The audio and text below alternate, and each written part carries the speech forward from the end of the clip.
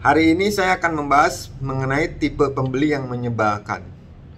Simak yuk ceritanya, semoga bisa memberikan manfaat buat Anda. Jangan lupa linknya di like, di share, sama di subscribe. Dan tentunya bunyikan lonceng notifikasinya.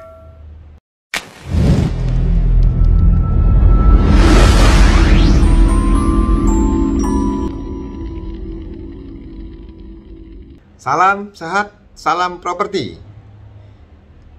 Hari ini saya akan membahas mengenai tipe pembeli yang menyebalkan. Jadi selama terjun di industri broker ini, ada beberapa tipe pembeli yang harus Anda cermati nih, harus Anda tahu.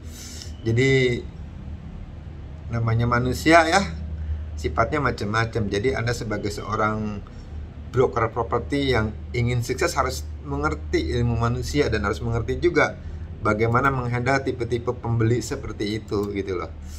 Supaya Anda jangan sampai kena bukan tipu, kena lubang yang sama. Udah tahu tipenya seperti itu, Anda layani dengan cara A yang nggak cocok. Jadi ada strategi-strategi untuk menghandle tipe-tipe pembeli yang mungkin link YouTube ini bisa berguna buat Anda yang ada di industri broker properti, di industri properti, ataupun mungkin di industri marketing lainnya.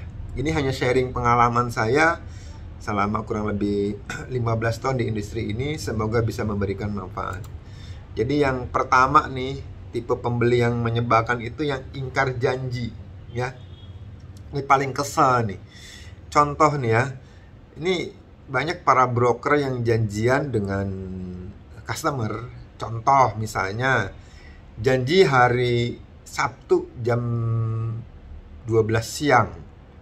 Kita tentukan tempatnya di mana, mau lihat properti yang di mana. Kita janjian biasanya nggak langsung ke propertinya ya. Mungkin kita janjian ke tempat-tempat yang strategis, tempat-tempat yang di mana yang semua orang tahu, bisa seperti pom bensin, supermarket, pusat belanja, atau di mall, whatever lah, yang tempat-tempat memang tahu. Habis ketemu, biasanya baru kita anterin ke properti yang dituju. Bisa juga sih langsung ke tempat properti yang dituju. Kita janjian pakai Google Map. Tapi pertanyaannya, jika pembeli itu belum terlalu kena atau kita juga belum bisa mengidentifikasi itu pembeli, saran saya ketemuannya di lokasi yang nggak jauh dari tempat properti yang dia akan lihat. Kalau untuk properti ya, untuk rumah mungkin atau untuk landed house. Tapi kalau untuk apartemen mungkin bisa aja ketemunya di lobbynya. Tapi kita nggak sebutin nih lantai berapa dan nomor berapa. Takutnya dia akses langsung ke satpamnya. Ya. Jadi tipe yang pertama tuh yang ingkar janji ya. Jadi misalnya dia janji dari jam 12, kita hari Sabtu. Jadi reminder lah, satu hari sebelumnya sebagai marketing broker properti itu harus reminder, Pak besok jadi ya jam 12 saya tunggu di depan pom bensin misalnya. Dia bilang oke, janjian kan. Terus kita reminder lagi Sabtu paginya, Pak oke, jam 12 saya besok memakai mobil warna ini, nomor polisi sekian, atau memakai motor. Di sini saya Bapak tunggu Bapak ya, Bapak pakai kendaraan apa. Reminder lagi, dia bilang oke. Ntar saya kesana, ntar saya kabarin kalau udah deket sana ya. Lucunya sekitar jam 12 kurang seperempat, biasanya kalau marketing yang sukses atau agent properti yang punya responsibility yang profesional, kalau janjian jam 12, 30 menit sebelum jam 12 atau 15 menit sebelum jam 12, mereka udah standby di tempat. Kita japri ke mereka nih, atau WhatsApp, Pak saya udah sampai, saya tunggu. Nah, WhatsApp itu tidak dibalas. Si mending ya, di-read udah dibaca, centang biru 2, tapi dia nggak balas. Kita telepon nih misalnya, telepon nggak diangkat gitu loh. Atau dia pas kita lagi chat atau WhatsApp, dia balas, oh maaf ya, hari ini ternyata saya ada acara keluarga, jadi mendadak, jadi saya batalin dulu. Oh maaf ya, saya nggak bisa nih, karena saya ada meeting. Wah itu nih, paling mengesalkan itu. Jadi pembeli kadang-kadang suka ingkar janji. Ada pembeli yang janji jam 12, ya sebentar lagi OTW, ya sebentar lagi sampai, ya ntar. Dia datangnya bukan jam 12, bisa aja datangnya jam 1 siang. Kadang bisa delay 1 jam. Masih mending, saya punya marketing bisa delay 2 jam. Marketingnya sabar ya. Kalau udah delay 2 jam, sejam, gue tinggalin aja gitu loh. Apalagi pembelinya belum pernah ketemu. Tapi kalau pembeli udah nasabah lama atau database lama, mungkin itu jangan sampai dikecewakan, tetap kita tungguin. Nah pertanyaannya, kalau si pembeli membatalkan sepihak, sengaja jadi datang karena ada urusan, nah kita kan udah janjian dengan si pemilik rumah. Kalau pemilik rumah tinggal di sisi, gampang, Bu maaf nggak jadi, Pak maaf nggak jadi.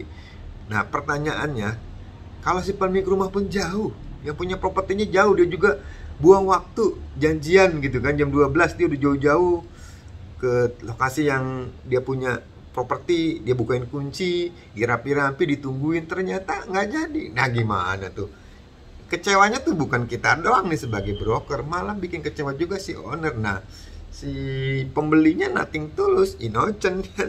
Dia lupa, oh sorry nggak bisa, oh sorry. Kita nggak tahu bagaimana effortnya kita janjian dengan si pemilik, bagaimana kita bisa membuka kunci. Kalau kunci pun dipegang sama kita sih no problem kali. Ini enggak. Itu yang jadi nama kita. Next, suatu ketika kita janjian lagi, biasanya si pemilik akan nanya, ini pasti nggak nih, jangan sampai saya jauh-jauh datang ternyata dibatalin ngedadak gitu lah. Ini tipe-tipe pembeli nih yang tidak komit, tipe-tipe pembeli yang menyepelekan kita, tipe-tipe pembeli yang memang ya tadi bilangnya ingkar janji. Jadi seakan-akan dia merasa memang waktunya dia doang gitu yang dihargai, waktunya kita juga sebagai broker harus dihargai. Apalagi owner yang punya properti itu, dia mudah menyiapkan waktunya untuk membukakan kunci. Ujung-ujungnya besok-besok kalau ada janji lagi, si owner kan ngomong, si pemilik properti ini pasti enggak, jangan sampai kayak dulu lagi gitu. Jadi pahami itu. Jadi mengantisipasinya, saran saya pastikan telepon gitu loh, atau Pak pasti ya Pak, saya udah mau janjian nih dengan si pemiliknya karena jauh nih Pak, dia juga kan nyiapin waktu, atau pemiliknya Pak nih seharusnya di hari Sabtu ini dia ada acara keluarga karena Bapak lihat jam 12, dia tunggu. Bikin sesuatu yang buat dia responsibility gitu loh. Jangan sampai menyepelekan. Jadi kita sebagai broker harus menyampaikan hal tersebut kepada si pembeli itu. Jadi yang ingkar janji, banyak kejadian ini, bukan banyak lagi, mungkin rata-rata broker yang sukses, broker yang udah di atas 1 tahun beberapa kali ngalami seperti ini. Kadang malah si pembelinya menghilang, di WhatsApp kagak dibalas, di telepon kagak diangkat, dikasih misalnya properti yang lain pun tidak respon gitu loh. Kita kan bingung ya. Jadi jangan sampai kredibilitas kita di mata si owner juga turun gitu. Kita ngomong aja bukti bahwa kita udah chat, bukti bahwa kita udah telepon, bukti bahwa kita udah konfirmasi sebelumnya. Jangan sampai effort kita di mata customer, di mata si pemilik, kayaknya nih broker tidak profesional gitu. Iya ya, pembeli yang ingkar janji yang pertama. Yang kedua, ini ada pembeli yang tidak mengikuti aturan atau pembeli yang sok tahu gitu loh. Ini pembeli itu pengennya kayak udah ketemu, udah lihat, udah deal, udah mau transaksi. Kadang-kadang si pembelinya sok tahu, wah ini bukan tanggung jawab saya, ini tanggung jawab si pembeli. Oh ini harusnya begini, menurut pengalaman saya kalau beli itu harus sertifikatnya misalnya harus di notaris dulu, udah dicek semua, baru saya bayar lunas, nggak usah pakai DP. Ada seperti itu. Nah kalau pembeli kadang bikin aturan sendiri, ini harusnya begini, aturan saya tuh tidak pakai DP, aturan saya kalau DP udah sekian, saya boleh pegang kunci, wah macam-macam nih. Jadi yang pembeli yang membuat aturan sendiri. Nah, kita sebagai broker properti harusnya ada di tengah-tengah. Jadi kita kasih tahu, Bu, Pak, sebagai pembeli, kewajiban Bapak tuh misalnya bayar pajak pembeli, Bapak bayar balik nama, Bapak bayar akte jual beli, bisa dibagi 2 nih Pak, atau Bapak yang bayar ya. Nah kewajiban lagi si pembeli lagi, kalau misalnya Bapak mau meningkatkan hak dari HGB ke hak milik, itu bisa kewajiban Bapak, karena ini HGB masih lama. Kadang si pembeli kagak ngerti, oh enggak, pokoknya saya beli dengan harga segini, udah balik nama, udah segala macam, udah bayar pajak, saya maunya seperti ini. Nah itu kadang-kadang si pembeli maunya, jadi dia punya aturan sendiri. Nah kita sebagai broker, sebagai agent properti atau sebagai konsultan marketing harus kasih tahu, Ini bahwa aturan mainnya seperti ini. Ya, patuhi di notaris pembayaran masing-masing, pajak masing-masing. Ya, kewajiban bapak sekian, kewajiban ibu sekian. Dirinci itu. Supaya dia tahu ini balik namanya, makan waktu berapa lama, ntar balik nama atas ke siapa, dikasih tahu gitu loh. Toh pun kalaupun si pemilik mau, itu harus ada hitam di atas putihnya. Jangan sampai karena keinginan si pembeli maunya sendiri kita ngikutin. Jangan. Kadang-kadang ada pembeli seperti itu. Bisa aja sih pembeli mungkin udah baru kaya, orang kaya baru, atau dia udah sekali dulu beli, sok tahu dia sering beliin. Tapi biasanya kalau pembeli udah ngerti, udah paham, udah sering beli properti, paham lah aturan main yang memang harus diikutin. Kita sebagai broker, sebagai agent tuh harus paham hal seperti itu. Kadang kita ngikut gitu loh. Ya pak, baik pak, yang penting kita jadi, yang penting kita transaksi. Hati-hati juga kalau memang aturannya tidak masuk akal, permainannya tuh aneh-aneh gitu kan, jangan diikutin. Hati-hati legalitas nih buat teman-teman, buat sahabat broker yang ada di sini juga nih, hati-hati.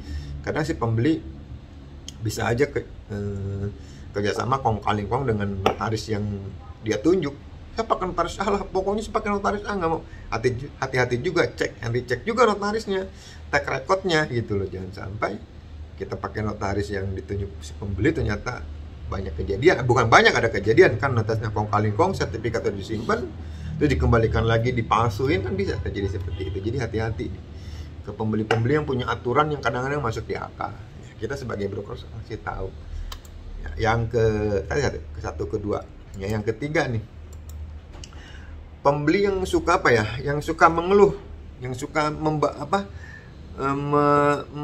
memberikan daftar kekurangan rumah gitu kan. Jadi pembeli itu, wah ini rumahnya harus banyak direnovasi, wah ini jalannya sempit, wah dapurnya ini kurang bagus, wah lantainya kotor, wah banyak aja. Jadi dia setiap lihat negatif aja dengan rumah tersebut, dengan harapan supaya harganya lebih murah sebenarnya.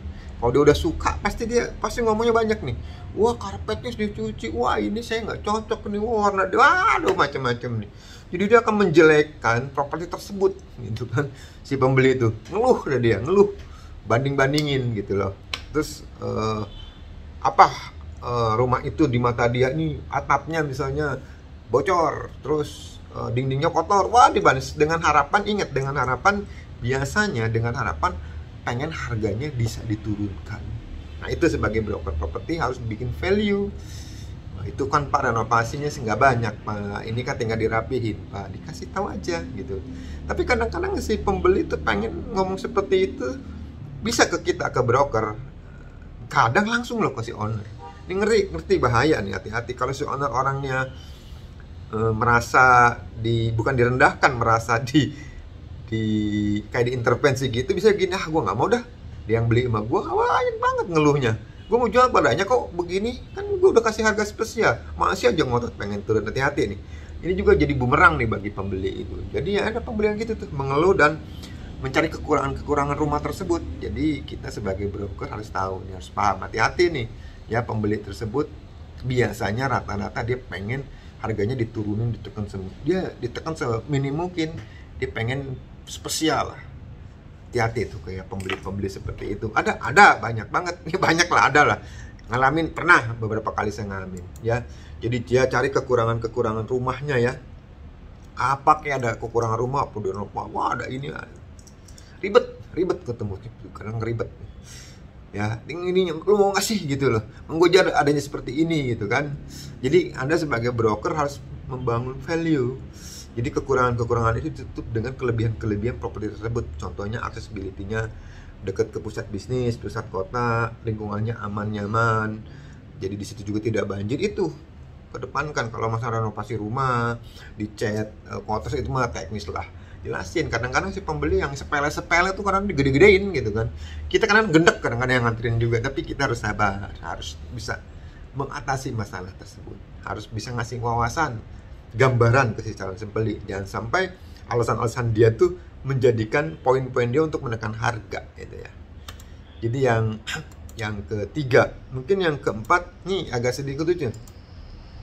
Kadang si pembeli ini nego udah tercapai, tapi dia membatalkan kesepakatan tersebut. Nego udah kecapai, ngebatalin kesepakatan tersebut. Contoh misalnya, oke ya, harganya udah deal ya, udah oke ya, kita udah salaman, udah shake hand, tapi pas kita ketemu lagi, mau bicara mengenai surat-suratnya, lihat, atau mau ke notaris, malah dia suka minta nego lagi, karena membatalkan lagi, ya, menego ulang. Nah, ini ya, suka jangan kesini nih, ya. Taruhlah, oh kata ibu saya nih harganya kemahalan, jadi saya harus nawar ulang. Oh dari appraisal dari bank ternyata harganya nggak segini, saya harus nego ulang. Ya, kalau misalnya kita sebagai broker, misalnya dia udah deal, bikinlah di hitam di atas putih, bikin kesepakatan jual beli gitu kan, atau dikasih uang tanda jadi UTJ atau tanda kesepakatan dulu. Lebih bagus sih dibikin PPJB di hadapan notaris, karena jangan sampai one prestasi ya, salah satu kena resiko. Tapi kalau misalnya antar kita, mungkin diberikan uang tanda jadi, uang keseriusan dulu lah. Jangan sampai entar pas dia ketemu lagi, dia minta nego lagi. Ada banyak. Udah deal harganya misalnya 1,9 M. Udah deal nih. Besok dia mau DP gede atau dia mau pelunasan. Kadang dia minta nego lagi gitu loh. Alasannya macam-macam. Apa sabang lah, menurut dia kemahalan lah, segala macam gitu dia. Pembeli tidak komit kayak gitu loh. Ngeselin. Tapi ingat sekali lagi, kita sebagai broker properti, sebagai konsultan juga harus memberikan gambaran ke mereka, harus memberikan apa ya? Memberikan solusi lah. Kadang-kadang seperti ini bisa nggak jadi loh kalau dua-duanya keras. Si penjual kadang-kadang ngerasa kalau udah oke, sekarang lu bisa nego lagi sih, udah gue kasih spesial. Malah si pembeli, si penjual timbul rasa nggak suka, bisa udah nggak jadi deh, gue kembaliin lagi deh uang tanda jadinya. Nah, resiko, hati-hati nih. Nah, Anda harus bisa tuh menghandle si pembeli itu. Makanya segala sesuatu harus ada hitam di atas putihnya. Jangan sampai dia udah harganya udah deal, terus kita nggak ada kesepakatan, dia ketemu lagi, dia tekan lagi harganya. Ada. Apalagi kalau si pembelinya pinter, si penjualnya BU nih, ya biarin aja, gue berani segini gue turun. Terus juga dia mau, kok cuma gue doang yang mau beli rumah ini, yang lain nggak mau beli. Nah, hati-hati.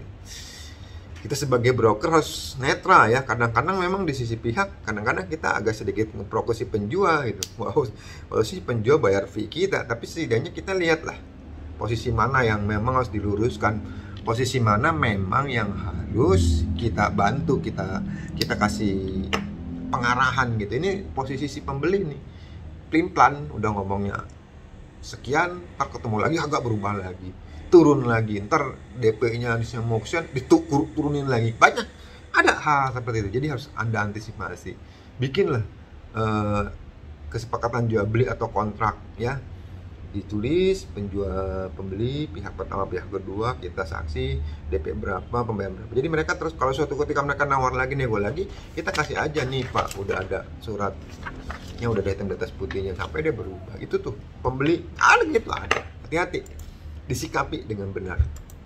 Nah, ini yang apa ya? Yang kelima, yang terakhir kali ya. Ini ada pembeli tuh pengen pindah buru-buru, jadi menetapkan tanggal, jadi udah AJB, udah beres, udah semua, atau lagi bikin kesepakatan, ya deh pengosongannya tanggal sekian, nggak sama tanggal sekian, oh cepet pindah gitu loh ya. Dia menentukan tanggal kepindahan rumah, menentukan ini. Hati-hati juga kadang-kadang si pembeli DP belum, transaksi belum, harga belum ketemu, dia udah ngancer-ngancer tuh, pindah tanggal sekian ya. Tanya dulu, biasanya kalau perpindahan itu ya tergantung dua belah pihak ya, 30 hari setelah akte jual beli di hadapan notaris, atau bisa aja 2 minggu. Kalau rumahnya kosong mungkin pas akte jual beli bisa terima kunci, tapi kalau rumah masih dihuni, kan mereka juga si pemilik harus perlu pindah juga. Kalau pemiliknya memang lagi cari tempat lagi kontrakan atau tempat properti lain, kan nggak secepat itu makan waktu. Makanya dikasih perjanjian kapan pengosongannya. Itu hati-hati nih, kadang-kadang si beli karena udah bayar pengen ngeburu-buru, buru pindah dia nentuin tanggal sekian pindah. Kan si pemilik juga punya punya waktu atau penilaian kapan dia harus pindah gitu. Kita tentukan lah.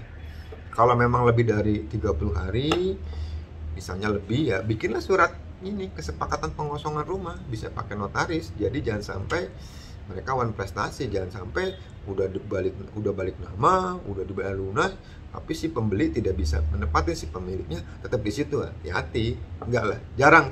Seperti itu ada, makanya dibuatlah surat kesepakatan pengosongan, atau ada satu hal di mana ya kita komitmen ke mereka gitu, jangan dibayar lunas dulu, mungkin disisain berapa puluh juta untuk pengosongan, jangan sampai juga kecelek juga si penjual menunda-nunda. Tapi rata-rata nih kadang kalau merasa udah lunas, merasa udah mau bayar, si pembeli ini kan sekarang posisi pembeli nih, pembeli yang resek, pembeli yang menyebalkan, ngeburu-buru gitu loh.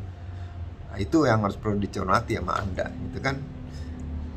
Itu aja mungkin sharing dari saya. Jadi jika ada mungkin ada gambaran lain, mungkin ada alasan lain, atau mungkin ada masukan lain, silahkan komen di bawah. Diskusi aja ya.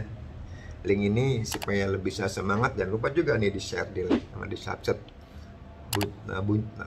Loncengnya dibunyikan. Notifikasi loncengnya di ting. Nah, gitu. Terima kasih, semoga bisa memberikan manfaat. Salam sehat, salam properti.